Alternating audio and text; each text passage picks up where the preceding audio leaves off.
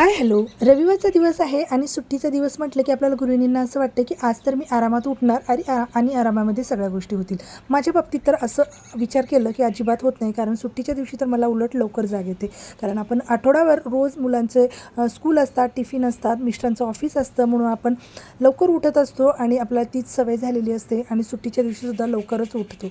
आणि मग काय, इथे सकाळी लवकर उठून मिस्टर मला सुट्टी असली की कामामध्ये मदत करतात, त्यामुळे माझी कामंसुद्धा इथे लवकर आवरून झाली होती.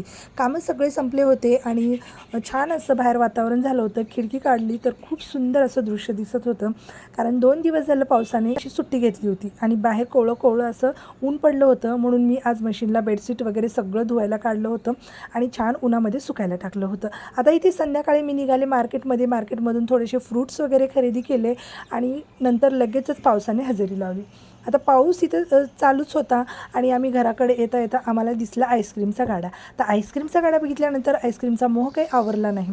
तर पावसाळ्यामध्ये आईस्क्रीम खायचं नसतं, पण म्हटलं एखादी वेळेस खाल्लं तर काय नाही होणार. बरेच दिवस झालं नाही खाल्लं, म्हणून आम्ही आईस्क्रीमसुद्धा घेतलं, मिल्कशेक वगैरे घेतलं, खाल्लं आणि येताना पुन्हा छान असं थोडीशी शॉपिंग केली आणि रिमझिम पावसामध्ये भिजत आम्ही घराकडे निघालो.